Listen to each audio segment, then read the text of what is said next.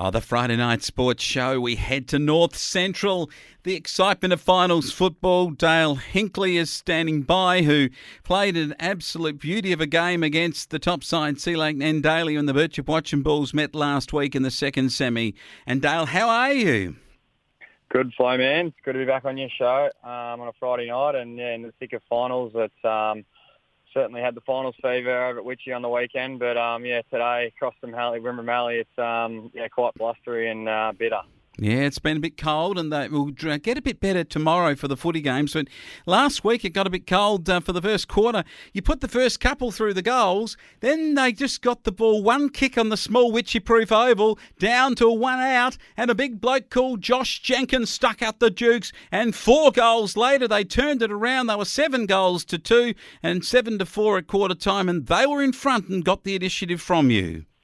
They did. Sea Lake and Daly played a good brand of footy last weekend, Wayne, over there at Witchy. The bit smaller ground, and it was direct football. They played it really well, and kept their forwards were on the move, and we had a good start. We kicked the first 2 goals, but they managed to bang a few quick ones at the late second half of that quarter, which we ended up chasing all day, and it was a bit of a dogfight there in the second and third quarter, and we just weren't able to hit the scoreboard well enough with inaccurate kicking and a few too many turnovers across the centre of the ground, which costs you at this time of the year. When you work so hard to get the footy, you just want to give your forwards some clean disposal and to their advantage, and we just weren't able to do that. And on the flip side, they did that well and kicked very straight.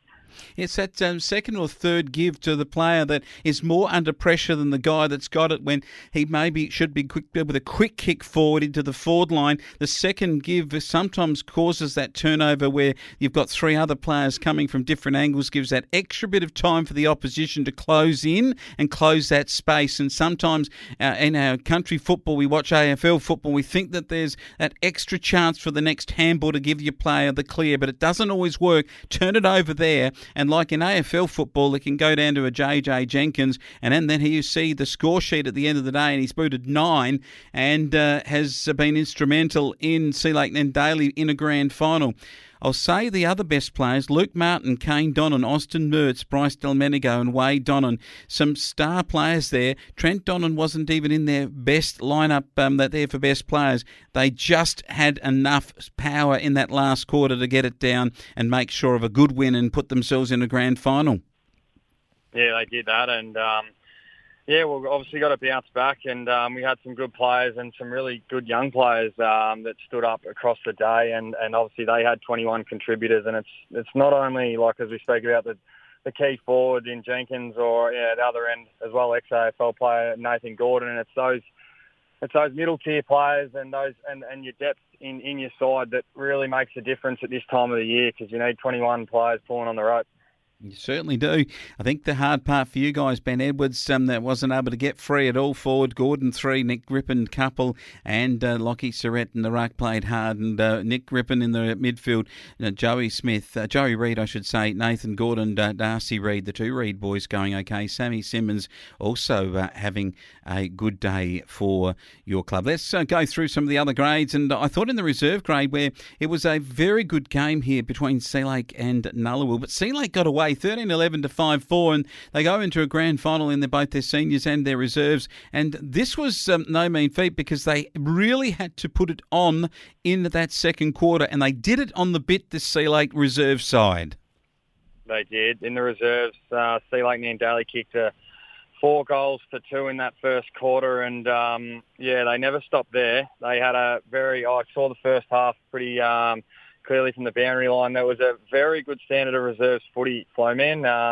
Even had a quick chat to the umpires in the centre there, just checking the conditions out, and they were cracking in across all lines of that game. And as you mentioned, you might be able to mention a few of the better players for the day, but Sea Lake deserved to be in the grand final in the reserves. They played a good brand of footy from what I saw. I tell you what, the boy from Berry Willock, Will Simpson, he played well in the reserves after not doing in the senior side. 3 goals, he responded very well, and Dill Hickey with 3, while Connor Michael, Chase Tate, Joel Clohesi and Angus Collins were good players. Sol Kelly, he's played a good game with 3, and Angus Forrester, Blair Hogan and Mitchell Barry got into it for Nullawil, who get another chance this weekend. In the other matches in the 17s, it was a good performance here, played out by the boys 14-11 to St Arnaud 3-2. St Arnaud actually was starting favourite here and had been 15-1 record. Board had been 14-1 and a draw. Not a lot between them, but gee, Board have shown they're into a grand final, and their juniors have always been good in this age bracket. They have. They've and then they're developing them into good senior footballers, and they give them a bit of a go throughout the season. And yeah, in the under-17s, they really had a really good day over at Birchip-Watchem. They just weren't, they were just relentless. And they're 21 of those bought Magpies played their position, and they just played their role a little bit better than St Arnaud. But St Arnaud have got a good junior list as well, which our boys will have to be on their game tomorrow down there, and they'll be playing at home. Yeah.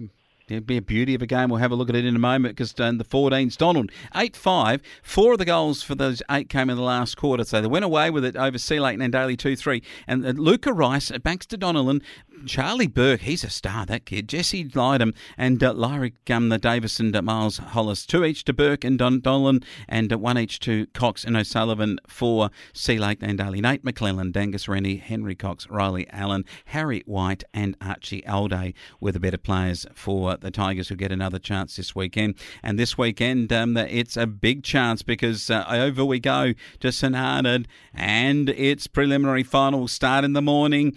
The kids come out to play, and it is going to be at 9:30. Sea Lake Nandaly, a second opportunity against Bort. Bort come in after a good win over Charlton, 5-6 to 2-3 the week before.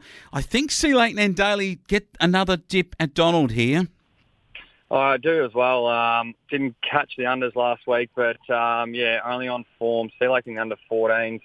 Yeah, whole list of good juniors coming through in their program, and I'll expect that Sea Lake will get into the under 14s as well. The 17s are your boys from Birchip-Watchem. They had a very big win over Sea Lake Nandaly, 14-9 to 5-4 in the first semi-final knockout. And St Arnaud were no match for Board. I wonder whether that brings you right back in, but can St Arnaud regroup? And on their home deck, they're tough. Birchip-Watchem have struggled to beat them up there this year, so I'm going to go with St Arnaud here, but your boys not outside a chance. Hopefully, a really good chance in the 17 grade tomorrow against the Saints. Big ground down there, and Saints obviously got the home ground advantage, and the conditions being like it'll be, they'll have to really run the footy and play in their respective lines to stand up around some of those key players in our under 17s in Charlie Franks and Harry Cook, and they've done that this final series. But as I mentioned a bit earlier, it's those, it's not often the key players that are the important ones. It's the ones that are, that fill the rest of your list that need to stand up, and hopefully the under-17 boys can kick the win off for the Birchip-Watchem Footy Club tomorrow. All right, and just to give you the round 9 action was St Arnaud 11-6 to Birchip-Watchem, 4-6 round 18 was St Arnaud 8-6 to Birchip-Watchem, 5-5, and they closed the gap in that second game and nearly led the game 5-4 to 6-1 at three-quarter time. So Birchip-Watchem, I'm not saying they're out of this. I think they're right in the hunt here in this game of footy. The reserves, it's the same as the seniors. Nullawil and Birchip-Watchem. Who's got the better depth? That's what we're going to find out at Lord Nelson Park. Who wins the reserves, Dale? Hopefully us again, Flowman. We've had a good final series so far, and we've got Nullawil in both grades in this one. We've got quite a strong list in tomorrow in the reserves, and clearly Nullawil have had a good list in that grade all year. This one here, it'll be pretty fiery. There's a lot of them that know a lot of each other with being in close proximity in towns, Flowman. So they won't be leaving anything behind, and hopefully our boys, they lost the prelim last year narrowly to Donald, I think it was, who obviously had a big impact in that grand final, and for us to go one better this year and in the reserves grade and get in will be huge. And a few of the key players for us will be Jake Noonan in the back line. as well as Matt Rickard in the ruck. He's been instrumental all year and pretty good prime mover. So hopefully the boys can get over the line. The Fawcett brothers will be good, and Sol Kelly also. Watch out for him for Nullawil. The seniors, round 1 of the year. The team from Nullawil came into the competition for the Golden Rivers. They came to the North Central and played Birchip-Watchem in the first game and beat them 12-11 to 5-12. They announced themselves as real contenders. Can they announce themselves by beating Birchip-Watchem at Sonata this weekend in a massive prelim final? It will be. Stages set. It'll be a really good deck tomorrow for both sides.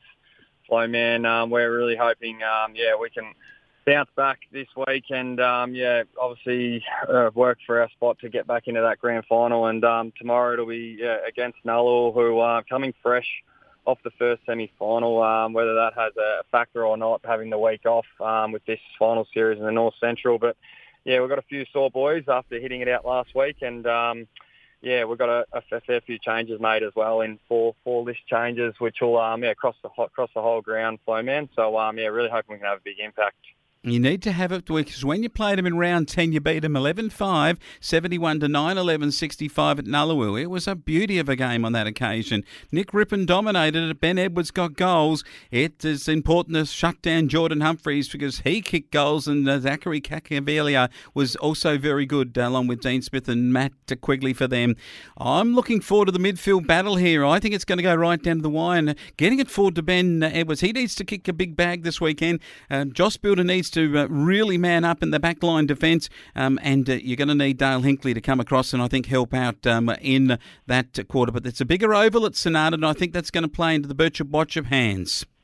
Yeah, we hope so. We've brought some really good runners in this week, Flowman, and obviously a bit of forward craft with our veteran Lockie Foot. He'll return after a bit of a leg injury, and Daniel Battarillo for a bit of forward now. So, we're really hoping for a big lift there and some more accurate kicking at goal and across the ground. So, Nully, they're, they know how to play finals, and we're aware of that. But, we've got to control what we can control, and hopefully we can turn it around this week and get our chance next week. Daniel Castellano is the player to watch. He didn't kick a goal in the first game of the year against Nullawil, but since that time has not missed kicking a goal in any match of the season, and he kicked 2 on their last outing. I think he's going to have to bob up also for some goals for your team to be up there at the end of the day. I've tipped Birchip-Watchem to win, and it is a huge week at a North Central.